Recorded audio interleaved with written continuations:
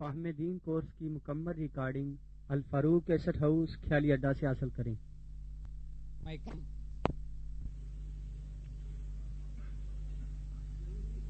رب اشرح لی صدری ویسر لی امری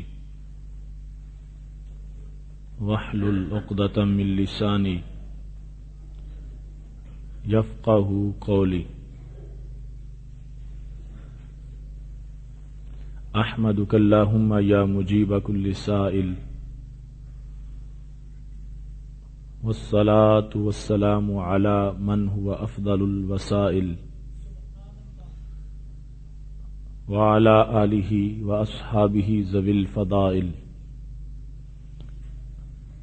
اما بعد فاعوذ باللہ من الشیطان الرجیم۔ بسم اللہ الرحمن الرحیم۔ اللہ اعلم حیث یجعل رسالتہ، صدق اللہ العظیم وصدق رسولہ النبی الکریم الامین۔ ان اللہ وملائکتہ یصلون علی النبی یا ایہا الذین آمنوا صلوا علیہ وسلموا تسلیما۔ الصلاۃ والسلام علیک یا سیدی یا رسول اللہ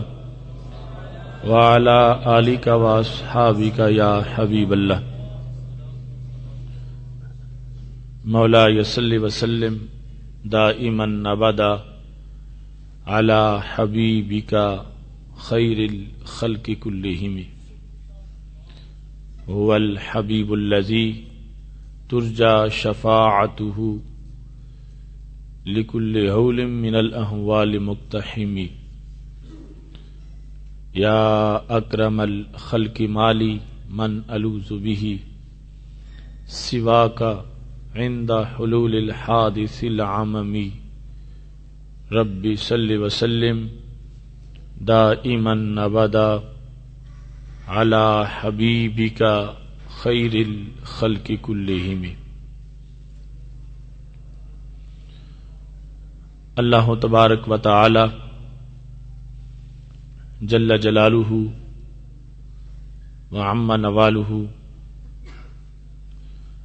واتم برہانہ وعظم شانہ کی حمد و ثنا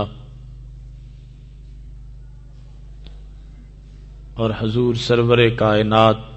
مفخر موجودات زینت بزم کائنات دستگیر جہاں غم گسار زماں سید سروراں حامی بے کساں قائد المرسلین خاتم النبیین احمد مجتبی جناب محمد مصطفیٰ صلی اللہ علیہ وآلہ واصحابہ وبارک وسلم کے دربار گہر بار میں ہدیہ درود السلام عرض کرنے کے بعد وارثان منبر و محراب، ارباب فکر و دانش، نہایت ہی معزز محتشم حضرات و خواتین، رب ذوالجلال کے فضل اور توفیق سے پر نور اور پرکیف ماحول میں ادارہ صراط مستقیم کی طرف سے فہم دین کورس کے 22ویں سبق میں ہم سب کو شرکت کی سعادت حاصل ہو رہی ہے۔ میری دعا ہے خالق کائنات جل جلالہ ہم سب کے لیے یہ کورس دونوں جہاں میں ہماری عظمتوں کا سبب بنائے، اور خالق کائنات جل جلالہ اس کے لفظ لفظ کو ہمارے لیے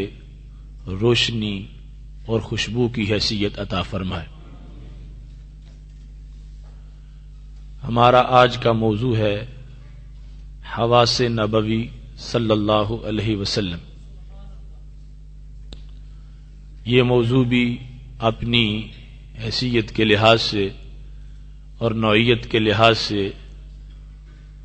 نہایت اہم موضوع ہے کہ رسول اکرم نور مجسم شفیع معظم صلی اللہ علیہ وآلہ وسلم کو خالق کائنات جل جلالہ نے جو حواس عطا کیے تھے، آپ صلی اللہ علیہ وسلم اپنے حواس کے لحاظ سے بھی باقی تمام مخلوقات سے ایک منفرد حیثیت رکھتے ہیں۔ اور آج کی گفتگو کا تعلق صرف حواس خمسہ ظاہرہ کے ساتھ ہے کہ رسول اکرم صلی اللہ علیہ وسلم کی دیکھنے کی قوت، سننے کی قوت، چھونے کی قوت، چکھنے کی قوت اور سونگھنے کی قوت، ان کے لحاظ سے رسول اکرم صلی اللہ علیہ وسلم کو خالق کائنات جل جلالہ نے کتنی انفرادیت عطا فرمائی ہے، اور اس لحاظ سے نبی اکرم نور مجسم شفیع معظم صلی اللہ علیہ وسلم کی عظمتیں کس قدر زیادہ ہیں۔ ان کے علاوہ حواس باطنہ ہیں یا بالخصوص نبوت کے خصوصی حواس، اس وقت گفتگو حواس ظاہرہ خمسہ کے لحاظ سے ہے۔ میں نے قرآن مجید برہان رشید کی سورہ انعام کی آیت نمبر 125 کی تلاوت کی ہے۔ خالق کائنات جل جلالہ فرماتا ہے، اللہ اعلم حیث یجعل رسالتہ، اللہ well knows where to place his messengership۔ خالق کائنات جل جلالہ ہی بہتر جانتا ہے کہ وہ اپنی رسالت کس مقام پہ رکھے گا، اور روز ازل سے اس نے کن لوگوں کو اپنی رسالت کے لیے منتخب فرمایا تھا۔ رسول اکرم نور مجسم شفیع معظم صلی اللہ علیہ وسلم کی عظمتوں کا جب اس عرب کے ماحول میں اظہار ہو رہا تھا تو کئی لوگوں کو رشک پیدا ہو رہا تھا کہ خالق کائنات جل جلالہ یہ نبوت ہمیں عطا فرماتا۔ بالخصوص ولید بن مغیرہ کا یہ تقاضا تھا، اور اس کے حامی بڑے دلائل دیتے تھے کہ ولید بن مغیرہ کے پاس فلاں صلاحیت بھی ہے، مال اتنا زیادہ ہے، نبوت اس کو ملنی چاہیے تھی۔ تو خالق کائنات جل جلالہ نے یہ آیت نازل فرمائی، اللہ اعلم حیث یجعل رسالتہ، جو رسول بنانے والا کا انتخاب کیا، اور سب سے پہلے رسول اکرم صلی اللہ علیہ وسلم کے نور کو تخلیق کیا، اور سب سے پہلے آپ کو ظہور کے مرحلہ پر سب سے بعد میں فیض کر کے ختم نبوت کا تاج آپ کو پہنا دیا، اور آپ کو اور دیگر انبیاء کرام علیہ السلام کو ایسے حواس عطا فرمائے کہ جن کی بنیاد پر ہر شخص یہ خود عقلی طور پر بھی فیصلہ کر سکتا ہے کہ نبوت ایک ایسی انفرادیت اور ایسی عظمت ہے کہ جو رب کائنات جل جلالہ ازل سے اپنے منتخب بندوں کو عطا فرماتا ہے۔ سید عالم نور مجسم شفیع معظم صلی اللہ علیہ وسلم کے حواس خمسہ میں سے سب سے پہلے آپ کی جو بات کو سننے کی صلاحیت ہے اس پر گفتگو کرتے ہیں۔ مسند امام احمد میں جلد نمبر 5 صفحہ نمبر 173 پر یہ حدیث شریف موجود ہے کہ رسول اکرم صلی اللہ علیہ وسلم صحابہ کرام علیہم رضوان کے اجتماع میں بیٹھے تھے تو آپ نے فرمایا، انی ارا ما لا ترون واسمع ما لا تسمعون، میں وہ کچھ بھی دیکھتا ہوں جو تم نہیں دیکھتے، اور وہ بھی سن لیتا ہوں جو تم نہیں سنتے۔ اسمع ما لا تسمعون، ایسی آوازیں بہت سی ہیں جو تمہارے کانوں کو سنائی نہیں دیتی اور میرے کانوں کو وہ سنائی دیتی ہیں۔ اس تمہید کے بعد رسول اکرم صلی اللہ علیہ وسلم نے ارشاد فرمایا اطت السماء وحق لها ان تئت، آسمان سے ایک آواز آئی ہے، میرے صحابہ تم نے نہیں سنی لیکن میں نے وہ آواز سنی ہے۔ آسمان سے جو آواز آئی ہے اس آواز کو ہی میں نے نہیں سنا، میں اس کے سبب کو بھی جانتا ہوں کہ آواز کیوں نکلی ہے اور وہ نکلنی چاہیے تھی۔ عتیت عربی زبان میں اس آواز کو کہتے ہیں جو لکڑی کی بنی ہوئی چیز کی چولوں سے آواز آتی ہے۔ جب بوجھ زیادہ ہوتا ہے تو چولوں سے آواز پیدا ہوتی ہے، ایسی آواز آسمان سے جب نکلی تو رسول اکرم صلی اللہ علیہ وسلم نے مدینہ شریف میں اس آواز کو سنا، اور یہ کوئی 4-5 میل کی دوری سے سننے کا عمل نہیں تھا۔ حدیث صحیح کے مطابق زمین سے لے کر آسمان تک 500 سال کی مسافت ہے، تو اتنی دوری سے جو آواز نکلی تو رسول اکرم صلی اللہ علیہ وسلم نے ان لفظوں کے ساتھ کہ صحابہ کو متنبہ کر کے اسمع ما لا تسمعون، وہ آوازیں جو تم نہیں سنتے میں وہ بھی سنتا ہوں، اتنی دور سے آواز نکلی تھی اور وہ آواز میں نے سنی۔ وحق لها ان تئت، اور آسمان کا حق بنتا ہے کہ اس کی یہ آواز نکلے۔ لیس فیہا موضع اربع اصابع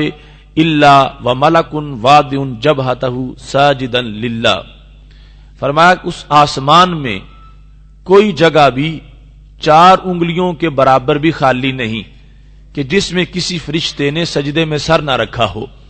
تو چونکہ آسمان سارا بھر گیا ہے، لیس فیہا موضع اربع اصابع، 4 انگلیوں کے برابر بھی کہیں جگہ خالی نہیں ہے، پورے آسمان پر فرشتے اللہ کو سجدہ کر رہے ہیں۔ تو اس بنیاد پر آسمان پر جو رش ہو گیا ہے، اس کی بنیاد پہ آسمان کی یہ آواز نکلی ہے، فلک کی اس آواز کو میں نے سن لیا ہے۔ اب رسول اکرم نور مجسم شفیع معظم صلی اللہ علیہ وسلم کی یہ حدیث، جہاں اس سے ہمیں سماعت کا اندازہ ہو رہا ہے، وہاں رؤیت کا پتہ بھی چل رہا ہے کہ مشاہدہ کہاں تک ہے، اور آسمانوں کی جو آبادی ہے اس کے لحاظ سے رسول اکرم صلی اللہ علیہ وسلم کا وسیع مطالعہ کتنا ہے کہ ایک ہے آسمان کو اجمالی طور پر جاننا اور ایک ہے آسمانوں کے چپے چپے کو جاننا۔ تو چپے چپے کو جانتے ہوئے ہی یہ فرما دیا کہ کوئی چپا بھی خالی نہیں ہے کہ جس میں فرشتے نے سر نہ رکھا ہو۔ اب سماعت کے لحاظ سے رسول اکرم صلی اللہ علیہ وسلم کا یہ فرمان ہمارے لیے اس بات کو واضح کر رہا ہے کہ جب اتنی دور سے سن سکتے ہیں تو یہاں سے تو مدینہ شریف ایسا دور ہی نہیں ہے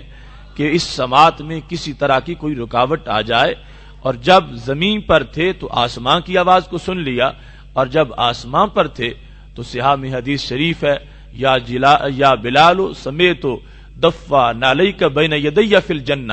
کہ جب بلال مکہ شریف میں چل رہے تھے اور رسول اکرم صلی اللہ علیہ وسلم معراج کی رات آسمانوں پر موجود تھے تو فرمایا جنت میں اپنے آگے آگے میں نے تمہارے قدموں کی آہٹ سنی ہے۔ تو یہ رسول اکرم صلی اللہ علیہ وسلم کے سننے کی پاور ہے اور سننے کی طاقت ہے کہ جس کو ہم کسی پیمانے کے ساتھ محدود طور پر بیان نہیں کر سکتے۔ اس کی ایسی عظمتیں ہیں کہ ہمارا طائر فکر اس کی بلندیوں تک پرواز نہیں کر سکتا۔ دوسری طرف اس سماعت میں یہ عظمت ہے کہ عمومی طور پر دور سے سنے یا قریب سے الفاظ کا ہونا ضروری ہے۔ اگر الفاظ ہوں گے تو کانوں میں سننے کی صلاحیت ہے، اگر الفاظ حروف اور صوت نہیں ہوگی تو کان نہیں سن سکیں گے۔ لیکن رسول اکرم صلی اللہ علیہ وسلم کے کان وہ کان ہیں کہ جن کے لیے سماعت کے لحاظ سے لفظوں کا ہونا ضروری ہی نہیں ہے، اگرچہ الفاظ بھی نہ ہو آواز بھی نہ ہو، نبی اکرم صلی اللہ علیہ وسلم کے کان مبارک پھر بھی بات کو سن لیتے ہیں۔ اس سلسلہ میں ابو داؤد شریف میں حدیث شریف ہے، حضرت جابر رضی اللہ تعالی عنہ کہتے ہیں کہ خیبر کی ایک یہودیہ نے ایک بکری روسٹ کی اور اس کو زہر آلود کیا، اور بالخصوص زیادہ زہر اس کی اگلی ٹانگوں میں شامل کیا۔ اسے پتا تھا کہ رسول اکرم صلی اللہ علیہ وسلم یہ بکری کی اگلی ٹانگ کا گوشت زیادہ پسند کرتے ہیں، اس میں زیادہ زہر ملا کر اہدتھا لرسول اللہ صلی اللہ علیہ وسلم، وہ بکری نبی اکرم صلی اللہ علیہ وسلم کے لیے تحفے میں پیش کر دی۔ رسول اکرم صلی اللہ علیہ وسلم اور آپ کے صحابہ آپ موجود تھے، آپ نے اس سے کھانا شروع کر دیا۔ فاخذ رسول اللہ صلی اللہ علیہ وسلم الذرا، آپ نے بکری کی دستی پکڑ لی اور اگلی ٹانگ کا گوشت کھانا شروع کیا۔ صحابہ کرام علیہم رضوان بھی ساتھ تھے۔ فقال رسول اللہ صلی اللہ علیہ وسلم ارفعوا ایدیکم، فوراً نبی اکرم صلی اللہ علیہ وسلم نے فرما دیا میرے صحابہ ہاتھ پیچھے ہٹا لو اور بکری کا گوشت تناول مت کرو۔ وارسل الی الیہودیہ، اور اس یہودیہ کی طرف پیغام بھیجا اور اس کو بلایا۔ جب وہ پہنچی تو نبی اکرم صلی اللہ علیہ وسلم نے پوچھا اسممت ھذہ الشاۃ، کیا تم نے اس بکری میں زہر ملایا تھا؟ تو وہ کہنے لگی من اخبرک، آپ کو کس نے بتایا ہے؟ میں نے زہر تو ملایا تھا، اور میرا نقطہ نظر یہ تھا کہ اگر سچے نبی ہوں گے تو ان کو پتہ چل جائے گا، اور اگر جھوٹے ہوں گے تو پھر ویسے یہ ختم ہو جائیں گے، دنیا سے چلے جائیں گے۔ میں نے زہر تو ملایا ہے، لیکن آپ کو یہ اطلاع کس نے دی ہے اور آپ کو خبر کس نے دی ہے؟ خبر کے الفاظ تھے من اخبرک، آپ کو خبر کس نے دی کہ اس میں زہر موجود ہے؟ میں نے بڑی خفیہ پلاننگ سے ملایا تھا اور آپ تک پہنچایا ہے، کسی کو اس کی خبر نہیں، آپ کو اس کا پتہ کیسے چل گیا؟ تو رسول اکرم صلی اللہ علیہ وسلم کے پاس جو اگلی ٹانگ کا گوشت تھا، نبی اکرم صلی اللہ علیہ وسلم نے اس کی طرف اشارہ کرتے ہوئے فرمایا اخبرتنی ھذہ ما فی یدی الذرا، یہ میرے ہاتھ میں جو بکری کی اگلی ٹانگ کا گوشت ہے اس نے مجھے بتا دیا ہے کہ مجھ میں زہر ملایا گیا ہے۔ اخبرتنی، مجھے خبر دی، ھذہ فی یدی، یہ جو میرے ہاتھ میں ہے اس نے مجھے خبر دے دی، اسی گوشت نے مجھے خبر دے دی کہ میرے اندر زہر موجود ہے۔ اب لفظ خبر کا اطلاق کیا، حالانکہ یہاں پر کوئی لفظ نہیں، کوئی حرف نہیں، کوئی آواز نہیں، کوئی جملہ نہیں۔ اگر یہ بکری بولتی تو تب جب زندہ ہوتی، تو اس وقت بھی اس کی زبان بولتی، اس کی ٹانگ نہ بولتی۔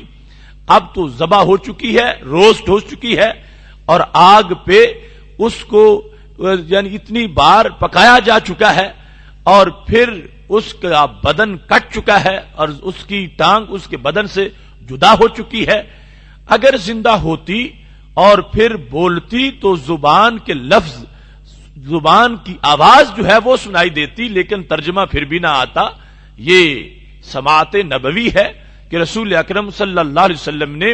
اس بکری کے روسٹ ہو جانے کے باوجود، اس کا بدن کٹ جانے کے باوجود، اس کی اگلی ٹانگ کی بوٹی کی آواز کو سن لیا ہے، اور سن کر یہ بتا دیا ہے کہ میرے صحابہ اس کو کھانے سے اجتناب کرو، اس واسطے کہ اس میں زہر شامل کیا گیا ہے۔ رسول اکرم صلی اللہ علیہ وسلم کی سماعت اس لحاظ سے بھی مختلف ہے کہ بعض مقامات جہاں پر اوروں کو آواز آتی ہے لیکن وہ اس آواز کا ترجمہ نہیں سمجھ سکتے، تو رسول اکرم صلی اللہ علیہ وسلم کو یہ اللہ نے توفیق دی ہے کہ جیسی بھی بولی ہو آپ فوراً اس کو سمجھتے ہیں کہ اس کا مطلب کیا ہے۔ یہاں تک انسان تو انسان رہے، نبی اکرم صلی اللہ علیہ وسلم حیوانوں کی بولیاں بھی جانتے ہیں، اس واسطے کہ جب اللہ نے آپ کو رسول بنا کے بھیجا ہے ہر مخلوق کے لیے، تو ہر مخلوق کی بولی کا علم بھی دیا ہے، اور ہر مخلوق کی بولی کو سن کر اس کو سمجھنے کی توفیق بھی عطا فرمائی ہے۔ اسی واسطے شرح السنہ میں یہ حدیث شریف ہے، حضرت یعلا بن مرہ رضی اللہ تعالی عنہ کہتے ہیں کہ ہم رسول اکرم صلی اللہ علیہ وسلم کے ساتھ تھے کہ ایک اونٹ آ گیا، فلما رآہ البعیر، جب اونٹ نے آپ کو دیکھا، جرجرا، آواز نکالی، فوضع جرانہ، اور اپنی گردن کا اگلا حصہ نبی علیہ السلام کے سامنے رکھ دیا۔ رسول اکرم صلی اللہ علیہ وسلم نے اس کی جو گفتگو تھی وہ سن لی اور اس کے مالک کو بلا لیا۔ اب جب وہ آواز نکال رہا تھا تو وہ آواز سب سن رہے تھے،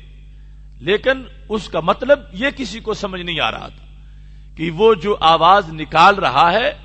اس کا معنی کیا بنتا ہے، مفہوم کیا ہے، اور اس اونٹ کا مطالبہ کیا ہے۔ رسول اکرم صلی اللہ علیہ وسلم کی سماعت کا یہ کمال ہے کہ آپ نے جب اس آواز کو سنا تو اس کے مطلب کو بھی یوں سمجھا کہ فوراً اس کے مالک کو بلا کر یہ فرمایا، انہ شکا کثرت العمل وقلت العلف۔ یہ اونٹ شکایت کر رہا تھا کہ میرا مالک چارہ تھوڑا ڈالتا ہے اور کام مجھ سے زیادہ لیتا ہے،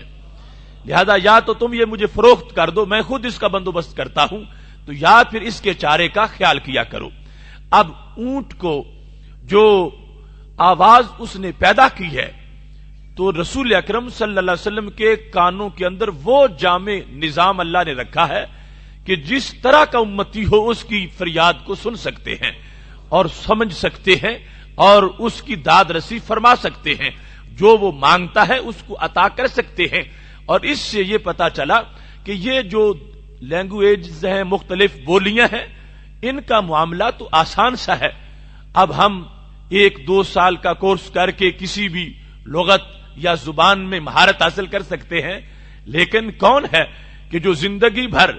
اپنی زندگی گزار کے بھی اونٹ کی بولی کے سارے مطالب کو حاصل کر سکے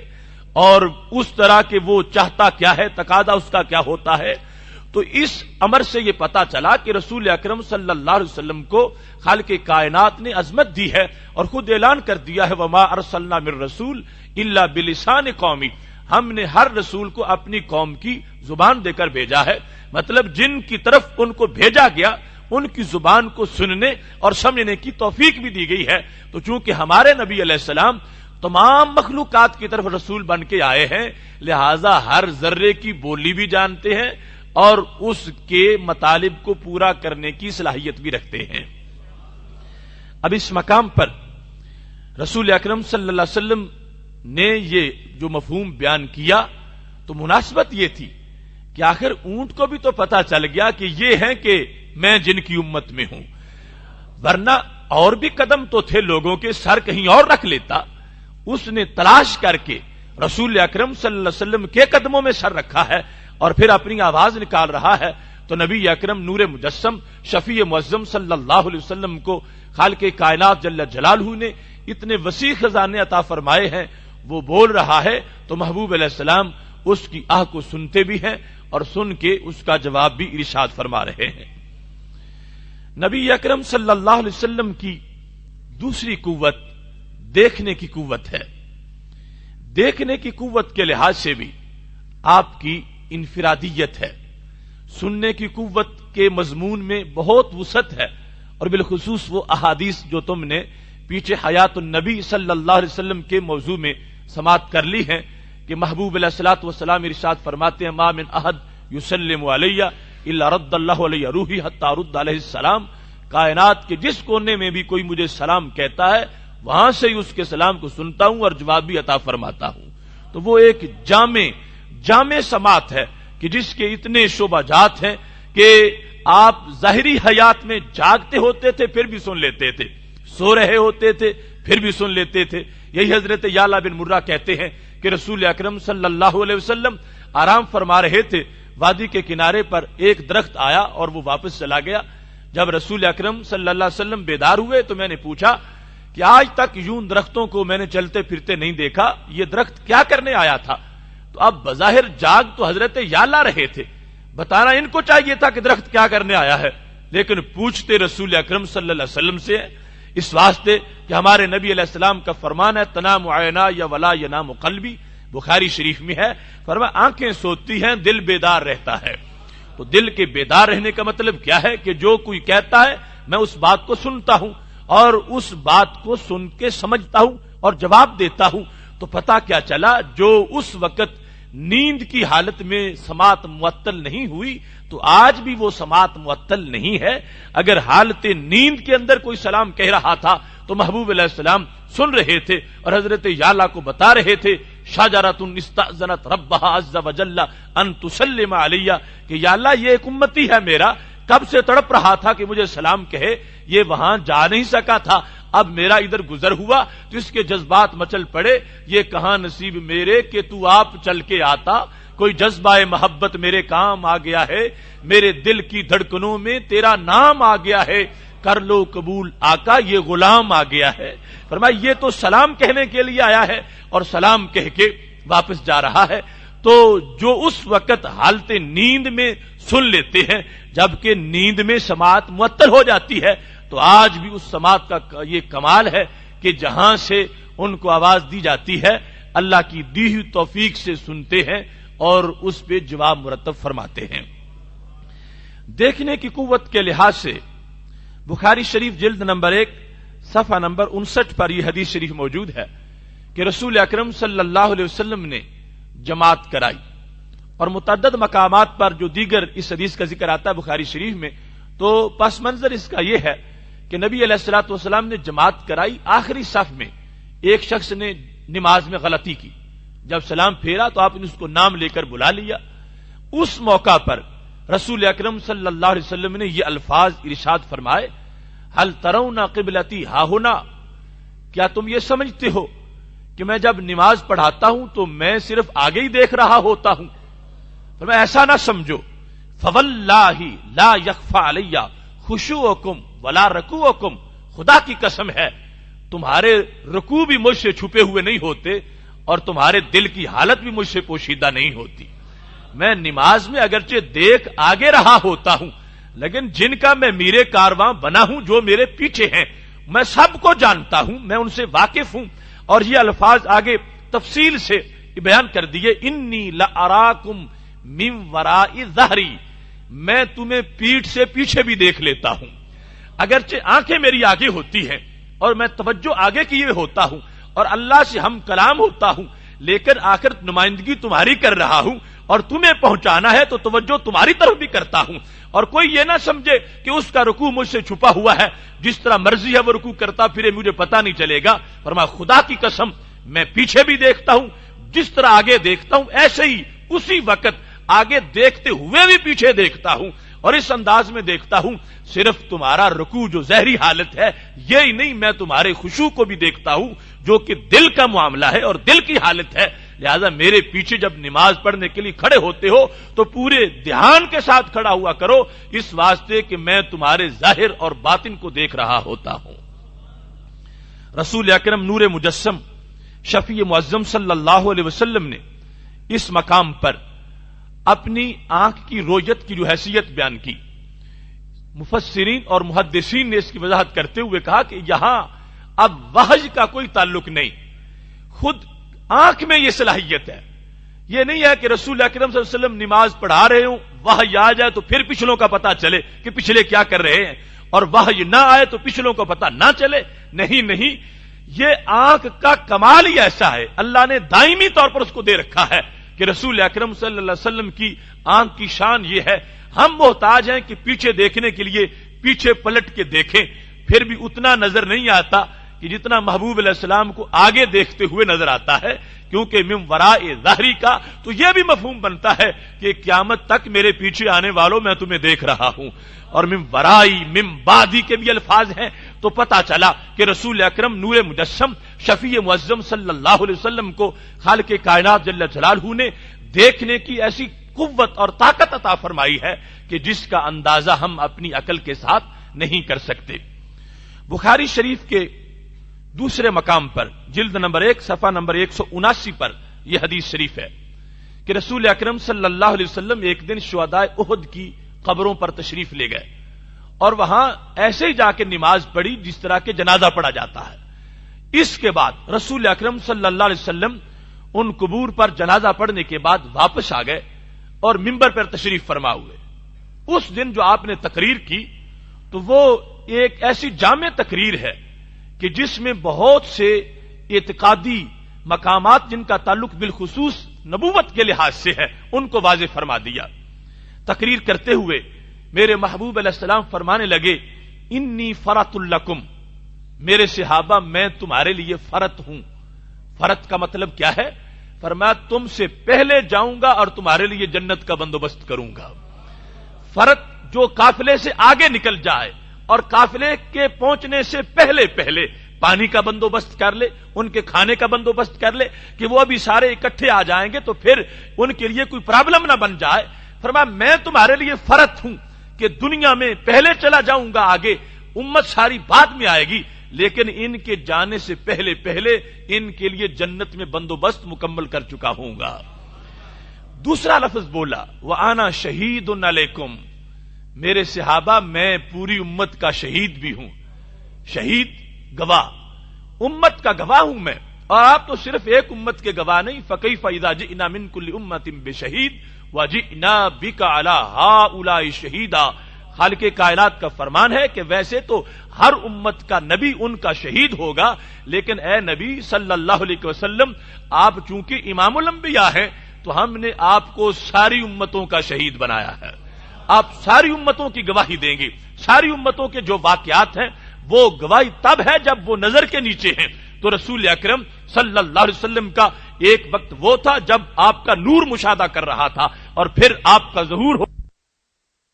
اطلاق اللہ نے گواہ بنایا ہے. تو محبوب علیہ السلام اپنی امت کو بالخصوص اس وقت فرما رہے تھے انا شہید علیکم، میں تم پر گواہ ہوں.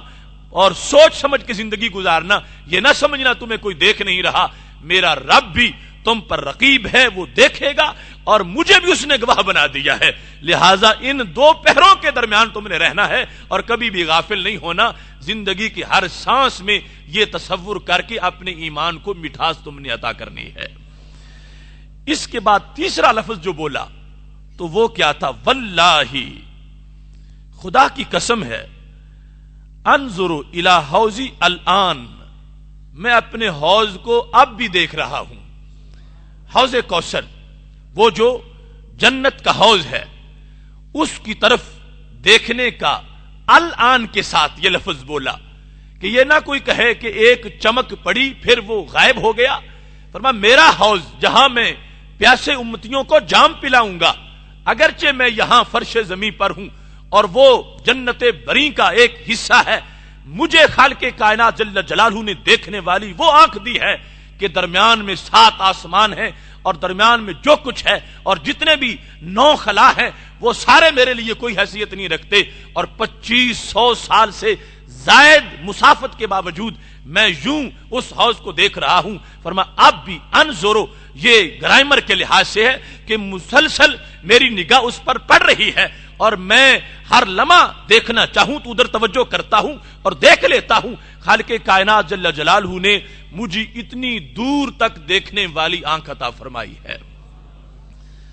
اس کے ساتھ ہی فرمایا وَإِنِّي أُوتِيتُ مَفَاتِيحَ خَزَائِنِ الْأَرْضِ، یہ ایک ہی مسلسل حدیث شریف ہے اور اس میں سارے جو محبوب علیہ السلام کی عہدے ہیں بڑے بڑے ان کا ذکر کیا جا رہا ہے. فرمایا مجھے میرے رب نے زمین کے سارے خزانوں کی چابیاں دے دی ہیں، جتنے بھی چابی خزانے ہیں وہ میرے پاس ہیں. اور پھر فرمایا واللہ ما اخاف علیکم ان تشرکوا بعدی، خدا کی قسم ہے مجھے تمہارے مشرک ہونے کا کوئی خطرہ نہیں ہے. تمہیں میں نے جو توحید دے دی تم کبھی مشرک نہیں ہوگے. یہ صحیح بخاری ہے. فرمایا محبت دنیا آ جائے گی، یہ ہو سکتا ہے کہ دنیا کی محبت میں تم پھنس جاؤ لیکن کبھی تم بتوں کو سجدے نہیں کرو گے، کبھی تم شرک نہیں کرو گے. رسول اکرم صلی اللہ علیہ وسلم نے واضح طور پر، اور قوم کا خطاب صرف صحابہ کو نہیں پوری امت کو ہے، اس واسطے کہ پہلے جو منصب بیان کیے ہیں ان کا تعلق بھی پوری امت کے ساتھ ہے تو آخری کا تعلق بھی پوری امت کے ساتھ ہے. اور پھر یہ کوئی خواب کا معاملہ نہیں. کچھ لوگ یہ کہہ کے ٹال دیتے ہیں کہ خواب کا ایک معاملہ تھا. نہیں نہیں، حدیث میں واضح الفاظ ہیں کہ احد کے شہداء کی قبور سے واپس آئے تو ممبر پر بیٹھے تو وہ حاضری خواب میں نہیں تھی، وہ ظاہری طور پر تھی اور پھر ممبر پہ ظاہری طور پر خطاب ہو رہا تھا اور اس میں بیان کر دیا. اور بالخصوص جو ہمارا موضوع ہے دیکھنے کے لحاظ سے، فرمایا میں اپنے حوض کو اور اس کو حوضی اپنی طرف منسوب کر کے کہا الی حوضی الان، میں اب بھی اس کی طرف دیکھ رہا ہوں. اللہ تبارک و تعالی نے مجھے اس قدر دور تک دیکھنے والی آنکھ عطا فرمائی ہے. اس کے ساتھ ہی نبی اکرم صلی اللہ علیہ وسلم کی ایسی درجنوں احادیث ہیں جس میں براہ راست جو رواں کمنٹری تھی مختلف غیوب پر مشاہدہ کے لحاظ سے رسول اکرم صلی اللہ علیہ وسلم نے اس کا اظہار کیا. مثلا حضرت معاذ رضی اللہ تعالی عنہ والی حدیث گزری ہے، جب ان پر حد لگائی گئی تو رجم ہوا اور لوگ کہہ رہے تھے کہ وہ ایک ایسی موت مر گئے، ان کو چاہیے تھا کہ اپنا جرم چھپائے رکھتے. تو رسول اکرم صلی اللہ علیہ وسلم نے فرمایا وہ اتنے پاک ہو گئے ہیں، الان لینغمس فی انہار الجنہ، وہ اب جنت کی نہروں میں غوطے لگا رہے ہیں. تو اس حد تک مشاہدہ موجود ہے کہ یہاں بیٹھ کر جنت تک کے معاملات کو دیکھ لینا، اور ایک نہیں ایسی درجنوں احادیث ہیں جس میں رسول اکرم صلی اللہ علیہ وسلم کے دیکھنے کی اس پاور کا اظہار ہوتا ہے. اور یہ ساری اللہ کی دی ہوئی شان ہے. اور بالخصوص جس وقت رسول اکرم صلی اللہ علیہ وسلم معراج کی شب اپنے رب کا دیدار کر رہے تھے، تو اس آنکھ کی پاور کا کون اندازہ کر سکتا ہے کہ جس رب کی صفت کی ایک تجلی کے کروڑویں حصے کا ظہور طور پہاڑ پہ ہو تو وہ ریزہ ریزہ ہو جائے، تو نرم سی آنکھ اس کے عین جلووں کو دیکھے تو کیسے دیکھ کے وہ برداشت کرے. یہ وہ کمال ہے رسول اکرم صلی اللہ علیہ وسلم کی آنکھ کا کہ اتنی نرم ہے کہ جس کی نرمی میں بھی اس کے لیے بیان لفظ کا کوئی انداز نہیں ہے، لیکن نرم ہو کے پہاڑ سے بھی اتنی مضبوط ہے کہ جس جلال کو پہاڑ برداشت نہیں کر سکا تھا، اس آنکھ نے اللہ کے نور کی اس جلال کو برداشت کر لیا. اب یہ اصل میں حیثیت ہے، یہ توانائی ہے اس آنکھ کے اندر. اللہ نے بنایا اس کو اس انداز میں ہے کہ یوں نہ ہو کہ مجھے دیکھیں تو بے ہوش ہو جائیں یا راشا تاری ہو جائے یا فوراً آنکھیں پھیر لیں یا آنکھ برداشت کرنے کی طاقت نہ رکھے تو آنکھ بند ہو جائے یا چندھا جائے. نہیں، ازل سے اتنی پاورفل آنکھ بنائی ہے کہ کمان کے دو سروں سے قریب ہو کر اپنے رب کی ذات کو دیکھتے رہے ہیں. ما زاغ البصر وما طغى، بے ہوش ہونا تو درکنار، راشا آ جانا تو درکنار، کپ کپی کا طاری ہونا تو بڑی دور کی بات ہے. یہ تو آنکھ جھپکتے ہی نہیں تھے اور ٹک ٹکی لگا کر اپنے رب کی ذات کو دیکھ رہے تھے. یوں دیکھنے نے یہ ثابت کر دیا کہ اللہ نے اس آنکھ کو کتنی زیادہ پاور عطا فرما رکھی ہے. اسی واسطے جب رسول اکرم صلی اللہ علیہ وسلم نے حضرت موسیٰ علیہ السلام کی رؤیت کا ذکر کیا تو ابن کثیر کے اندر اس کی تفصیل نبی اکرم صلی اللہ علیہ وسلم نے اپنے صحابہ کے سامنے بیان کی. جلد نمبر 2 تفسیر ابن کثیر صفحہ نمبر 256 پر یہ حدیث شریف موجود ہے. سیدنا ابو ہریرہ رضی اللہ تعالیٰ عنہ اس کی روایت کرتے ہیں کہ جس وقت رسول اکرم صلی اللہ علیہ وسلم نے قرآن مجید کی یہ آیات پڑھی، لما تجلی ربہ للجبل جعلہ دکا وخر موسیٰ صائقا، کہ جب حضرت موسیٰ علیہ السلام طور پر تھے اور دیدار مانگ رہے تھے اور دیدار سے انکار ہو گیا تھا، تو ایک تجلی کا ظہور پہاڑ پہ ہوا تھا، پہاڑ ریزہ ریزہ ہو گیا اور حضرت موسیٰ علیہ السلام بے ہوش ہو کے گر پڑے. جب ہوش آیا تو کیا صورتحال تھی آنکھ کی، آنکھ کتنی بینائی تیز ہو چکی تھی. ہمارے نبی علیہ السلام فرماتے ہیں لما تجلی اللہ لموسیٰ علیہ السلام، جب اللہ نے موسیٰ علیہ السلام کے لیے تجلی ڈالی، یعنی ڈائریکٹ پہاڑ پر انڈائریکٹ ان کے لیے، اور وہ بے ہوش ہو گئے. جب ہوش آیا تو کیا صورتحال تھی، کان یبصر النملۃ علی الصفا فی اللیلۃ الظلماء مسیرۃ عشرۃ فراسخ. حضرت موسیٰ علیہ السلام کو جب ہوش آیا تو اللہ کے نور کا فیض اتنا مل چکا تھا، اگرچہ براہ راست تو اللہ کی ذات کو یا صفت کو نہیں دیکھ سکے، انڈائریکٹ دیکھا اور بے ہوش ہو گئے، لیکن پھر بھی آنکھ میں اس نور کا فیض ہی آ گیا تھا کہ وہ اندھیری راتوں میں 30 میل دور پہاڑ پہ چلتی ہوئی چیونٹی بھی دیکھ لیتے تھے. کانا یبصرو کا معنی یہ ہے کہ ایسا نہیں کہ ایک بار ایسا ہوا، کانا یبصرو جب چاہتے تھے دیکھ لیتے تھے. ایسی مستقل صلاحیت آنکھ میں آ گئی. اب دیکھو حضرت موسیٰ علیہ السلام عرش پہ نہیں گئے، طور پہ گئے ہیں اور انہوں نے ذات کو نہیں دیکھا، صفت کی ایک تجلی کا کروڑواں حصہ دیکھا، اور وہ بھی ڈائریکٹ نہیں انڈائریکٹ دیکھا، اور پھر ہوش برقرار نہیں رہے، بے ہوش ہو گئے ہیں. پھر بھی اس نور کا فیض اتنا مل گیا ہے کہ اندھیری راتوں میں 30 میل دور ہاتھی نہیں چلتی ہوئی چیونٹی بھی دیکھ لیتے ہیں. تو اب اندازہ کرو کہ ماہ مدینہ سرور قلب و سینہ حضرت محمد مصطفیٰ صلی اللہ علیہ وسلم کی آنکھ کی توانائیوں کا عالم کیا ہوگا کہ جنہوں نے طور پہ نہیں عرش پہ جا کے دیکھا، اور جنہوں نے صفت کو نہیں عین ذات کو دیکھا، اور جنہوں نے ایک تجلی کو نہیں رب کائنات کے مبدأ عین ذات کو دیکھا، اور پھر دیکھ کر بے ہوش بھی نہیں ہوئے، راشا بھی طاری نہیں ہوا، تو جو بے ہوش ہو گئے تھے وہ تو اندھیری راتوں میں بھی دیکھنے کی دور دور تک صلاحیت رکھتے ہیں، تو جو ہوش میں برقرار رہے، اب بتاؤ ان کی آنکھ سے کون سی چیز چھپ سکتی ہے؟ اس واسطے فاضل بریلوی رحمت اللہ علیہ کہنے لگے، اور کوئی غیب تجھ سے کیا نہ ہو بھلا، جب نہ خدا ہی چھپا تجھ پہ کروڑوں درود۔ یا رسول اللہ صلی اللہ علیہ وسلم، اب اور کسی چیز کی مجال کیا ہے کہ وہ آپ سے چھپ سکے؟ اس واسطے کہ رب کی ذات نے جب اپنا آپ تجھے دکھا دیا ہے تو اب اس اللہ کے نور کا یہ کمال ہے کہ جس آنکھ میں وہ نور آ گیا ہے، اب دنیا کی کوئی چیز اس سے اپنے آپ کو چھپا ہی نہیں سکتی۔ یہ رسول اکرم صلی اللہ علیہ وسلم کے دیکھنے کی طاقت ہے، چکھنے کی قوت۔ نبی اکرم نور مجسم شفیع معظم صلی اللہ علیہ وسلم اس قوت کے لحاظ سے بھی نرالی شان کے حامل تھے۔ بہقی نے دلائل نبوت کے اندر اس کو روایت کیا ہے، سنن نبی داؤد شریف میں بھی ہے اور مشکات شریف کے اندر بھی 544 صفحہ پر یہ حدیث موجود ہے کہ رسول اکرم صلی اللہ علیہ وسلم کو ایک کھانے کی دعوت دی گئی۔ جب آپ اس گھر تشریف لے گئے، فوادع یدہ ثم وادع القوم، آپ نے بھی کھانے پر ہاتھ رکھا اور قوم جو صحابہ ساتھ تھے انہوں نے بھی کھانا شروع کیا۔ صحابہ کہتے ہیں فَأَكَلُوا، صحابہ کھا رہے تھے، لیکن رسول اکرم صلی اللہ علیہ وسلم نے جو پہلا لقمہ منہ میں ڈالا تھا وہی منہ کے اندر اس کو حرکت دے رہے تھے اور اس کو نگل نہیں رہے تھے۔ کہتے ہیں فَنَظَرْنَا إِلَى رسول اللہ صلی اللہ علیہ وسلم يَلُوقُ لُقْمَةً فِي فِيهِ، ہم نے رسول اکرم صلی اللہ علیہ وسلم کو دیکھا کہ اپنے منہ کے اندر اس لقمے کو گردش دے رہے ہیں اور اس کو حلق سے نیچے نہیں اتار رہے۔ ثم قال، پھر رسول اکرم صلی اللہ علیہ وسلم نے ارشاد فرمایا اجد لحم شاۃ اخذت بغیر اذن اہلہا، میرے صحابہ میں نے جو چکھا ہے تو مجھے ذائقہ یہ آیا ہے کہ یہ اس بکری کا گوشت ہے جو مالک کی اذن کے بغیر ذبح کی گئی ہے، یہ وہ گوشت ہے جو بکری کا ہے، اور اس انداز میں اخذت بغیر اذن اہلہا، جو اس کا مالک تھا اس سے پوچھا نہیں گیا اور اس سے پوچھے بغیر یہ پکا دی گئی ہے اور ہمیں کھلائی جا رہی ہے۔ اب دیکھیں کتنا فرق ہے، ہماری قوت ذائقہ چکھتی ہے تو یہ کہ یہ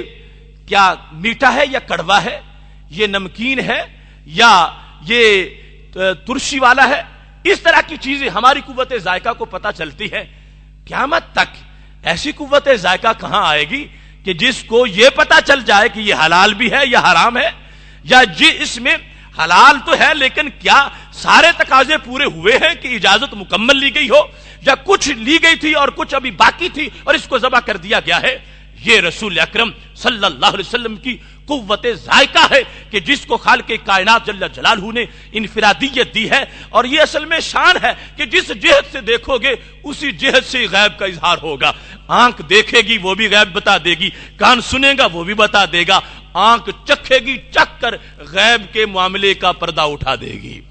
اب اس وقت رسول اکرم صلی اللہ علیہ وسلم نے فرمایا کہ یہ بکری بغیر اذن مالک کے اس کو ذبح کیا گیا ہے، لہذا جن کی طرف سے دعوت تھی ان صحابیہ سے پوچھا کہ کیا معاملہ ہے، تو کہنے لگیں یا رسول اللہ صلی اللہ علیہ وسلم آپ نے بالکل سچ فرمایا ہے، میں نے کوشش بڑی کی، تقاضے بھی پورے کیے، لیکن پھر بھی کچھ کمی رہ گئی اور آپ نے چکھ کر سچ بتا دیا۔ اصل میں بات یہ ہے کہ ارسلت المرأ انی ارسلت الی نقی لتشتری لی شاۃ، میں نے اپنی خادمہ کو پہلے نقی میں بھیجا تھا، جس طرح مدینہ شریف کا ایک حصہ بقی کہلاتا ہے تو ایک نقی کہلاتا ہے۔ نقی اسی بقی کے لفظ کے وزن پر، یہ وہ منڈی تھی مدینہ شریف کے جانوروں کی منڈی جہاں پہ سے اس وقت جانور ملتے تھے، تو وہ کہنے لگی میں نے وہاں بھیجا خادمہ کو کہ بکری خرید کے لائے، لیکن اس کو بکری نہیں ملی، تو میں نے چونکہ دعوت کا اعلان کر دیا تھا تو میں نے پھر ارسلت الی جار لی، اپنے ایک پڑوسی کی طرف پیغام بھیجا کہ وہ مجھے بکری دے۔ قد اشتری شاۃ، مجھے پتا چلا تھا کہ اس نے آج ہی بکری نہیں خریدی ہے تو میں اس سے خرید لیتی ہوں، میں نے اس کی طرف پیغام بھیجا تھا، لیکن جب ادھر رابطہ کیا تو وہ گھر میں نہیں تھا اور اس کی اہلیہ گھر میں تھی، تو اس کی اہلیہ سے میں نے بات کی تو اس نے اپنے شوہر سے پوچھے بغیر ہی مجھ سے قیمت لے لی اور بکری مجھے دے دی۔ یا رسول اللہ صلی اللہ علیہ وسلم، میں سمجھ رہی تھی کہ شاید میں نے اذن کے تقاضے پورے کر دیے ہیں، مگر شریعت مطہرہ جو آپ بیان فرماتے ہو تو اس میں اختیار سب سے بڑا گھر میں مالک کو ہے، اور اس کو ہے جو اس عورت کا شوہر تھا، اس سے پوچھ کے اس کی اہلیہ کو وہ بکری دینی چاہیے تھی، اور اس نے پوچھے بغیر دی ہے۔ آپ سچ فرما رہے ہو کہ جو بکری کا مالک تھا اس سے اذن حاصل نہیں کیا گیا۔ تو یہ رسول اکرم نور مجسم شفیع معظم صلی اللہ علیہ وسلم کے چکھنے کی قوت ہے کہ جس کے اندر بھی خالق کائنات جل جلالہ نے ایسی انفرادیت عطا فرما رکھی ہے۔ اب دیکھیے قیامت تک کا رائٹ وزڈم اور قیامت تک کا شعور اور قیامت تک کا پختہ نالج، اس سے یہ پتہ چلتا رہے گا مختلف آلات سے کہ یہ چیز گرم ہے یا ٹھنڈی ہے، یہ چیز نمکین ہے یا میٹھی ہے، اس کے اندر زہر ہے یا زہر نہیں ہے، مگر یہ کون بتائے گا کہ اس کے اندر اذن مالک ہے یا نہیں ہے؟ تو یہ ہے وہ انداز نبوت رسول اکرم نور مجسم شفیع معظم صلی اللہ علیہ وسلم کا کہ آپ کی کسی ایک جہت تک جو ہے قیامت تک کے انسان نہیں پہنچ سکتے اپنے وسائل سے۔ یہ ہو سکتا ہے کہ سرکار کسی پر چمک ڈالیں تو اس کو بھی پتہ چل جائے۔ محبوب علیہ السلام کی یہ قوت ذائقہ ہے کہ جس کے اندر خالق کائنات نے ایک مستقل عظمت کو پنہا رکھا ہوا ہے۔ اور دوسری طرف یہ قوت ذائقہ جو زبان میں ہے، اگر کسی چیز سے یہ زبان لگ گئی تو اس کی حیثیت کیسے بدلی، اس کے بارے میں رسول اکرم نور مجسم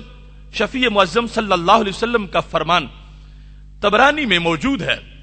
مدینہ شریف کی ایک لڑکی تھی جو بے حیا ہونے میں مشہور تھی، بہت زیادہ بے حیا تھی۔ اب ایک دن رسول اکرم صلی اللہ علیہ وسلم کھانا تناول کر رہے تھے، وہ آ گئی اور کہنے لگی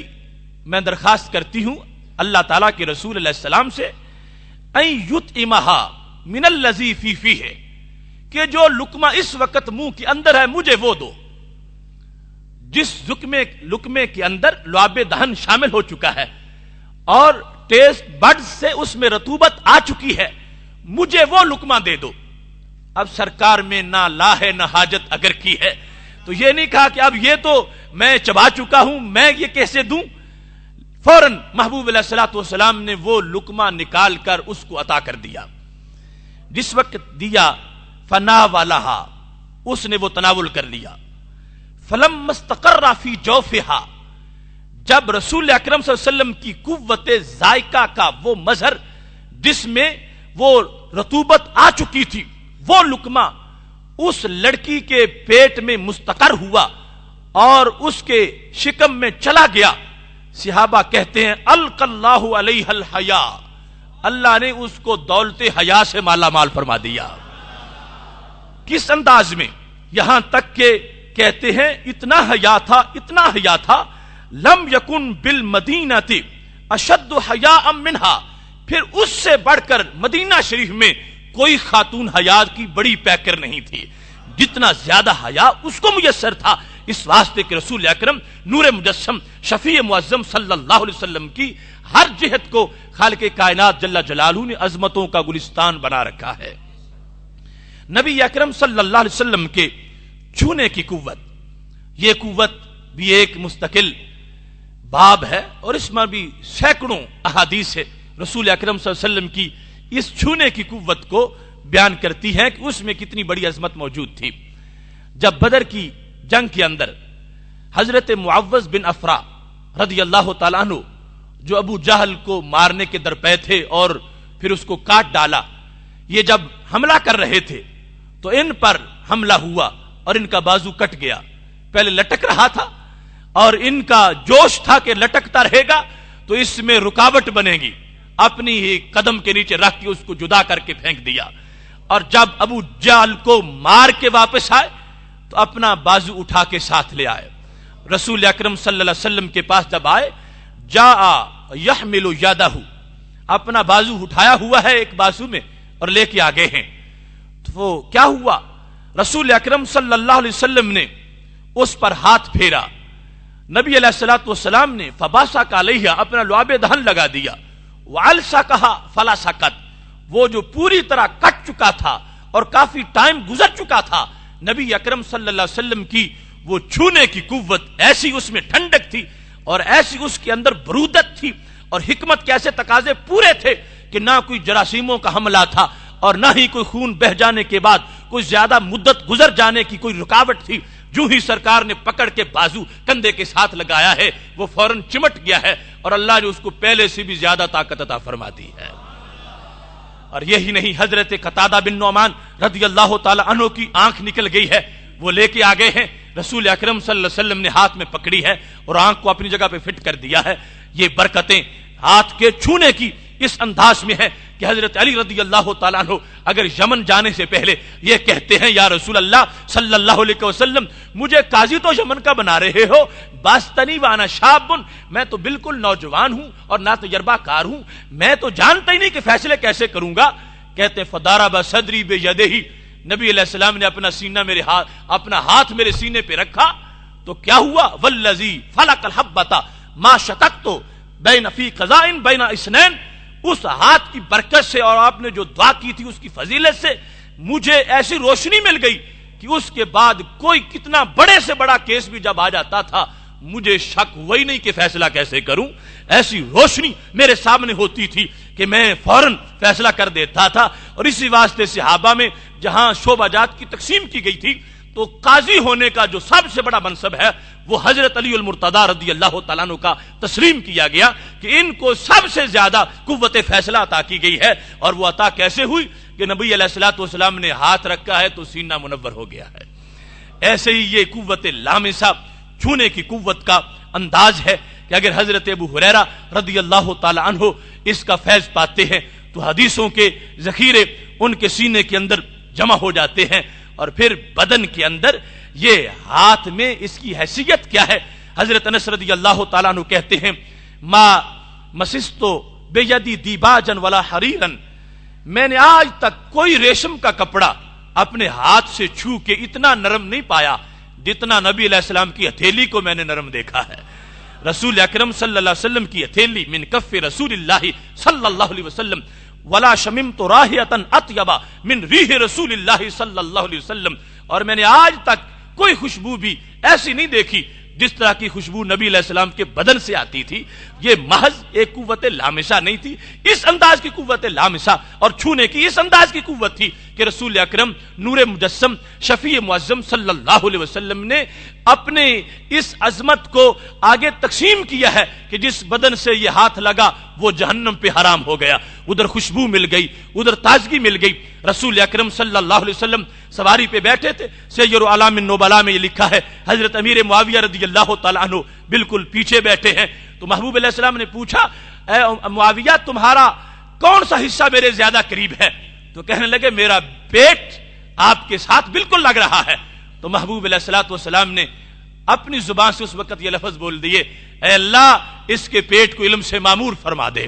تو رسول اکرم نور مجسم شفیع معظم صلی اللہ علیہ وسلم کی قوت لامسہ جو پورے بدن میں ہوتی ہے اور اس کی ساری کا یہ کمال ہے کہ اس کی عظمتیں ایسی ہیں کہ جس جہت میں بھی دیکھو گے محبوب علیہ الصلوۃ والسلام اپنی قوت لامسہ سے بھی اپنی امت کو نواز رہے ہیں، اور جس پر ہاتھ رکھ دیا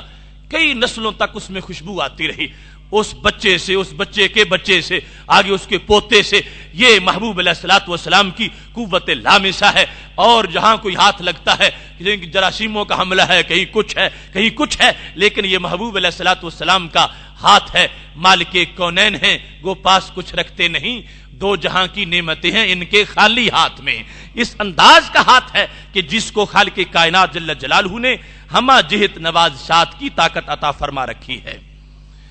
رسول اکرم نور مجسم شفیع معظم صلی اللہ علیہ وسلم کی یہی قوت اس وقت ظاہر ہو رہی تھی جس وقت جنگ خیبر کے موقع پر حضرت علی رضی اللہ تعالی عنہ کو طلب کیا تھا تو کہا گیا ان کی آنکھیں خراب ہیں۔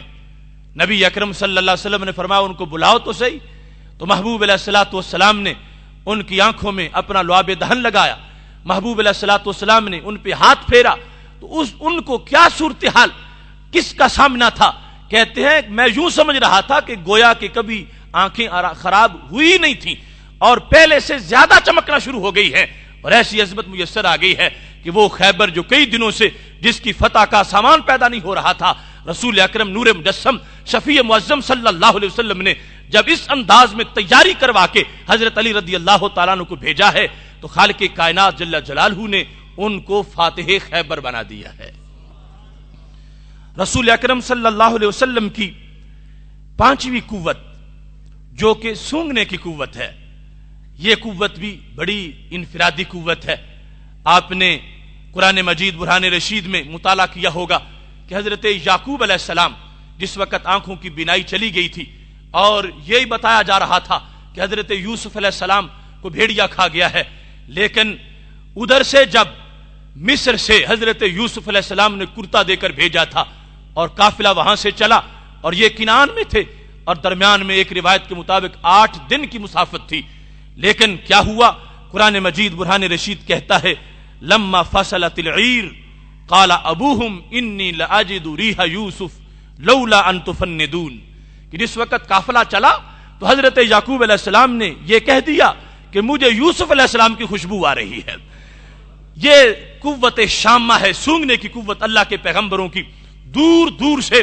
اپنی اس قوت کے ذریعے بھی علوم حاصل کرتے ہیں اور علوم کا اظہار کرتے ہیں، اور ایسے ہی ہوا، واقعی وہ قافلہ پہنچا، قمیص ان کے پاس موجود تھی اور وہ آپ کی آنکھوں پہ رکھی گئی اور بینائی آنکھوں میں واپس لوٹ آئی، وہ خوشبو والی قمیص کا اس قدر کمال بھی موجود تھا۔ رسول اکرم صلی اللہ علیہ وسلم کی قوت شامہ جو ہے اس کے مناظر اتنے زیادہ ہیں کہ محبوب علیہ الصلوۃ والسلام نے یمن کی طرف چہرہ کر کے فرمایا تھا، اتحاف کے اندر جلد نمبر 2 صفحہ نمبر 80 پر یہ حدیث شریف موجود ہے، فرمایا انی لاجد نفس الرحمن من جانب الیمن، مجھے یمن کی طرف سے اللہ کی خوشبو آ رہی ہے، یمن کی طرف سے۔ یہ جس کا ترجمہ کرتے ہوئے اقبال کہتے ہیں میرے عرب کو آئی ٹھنڈی ہوا جہاں سے، میرا وہی وطن ہے، میرا وہی وطن ہے۔ مجھے رسول اکرم صلی اللہ علیہ وسلم فرماتے ہیں انی لاجد نفس الرحمن،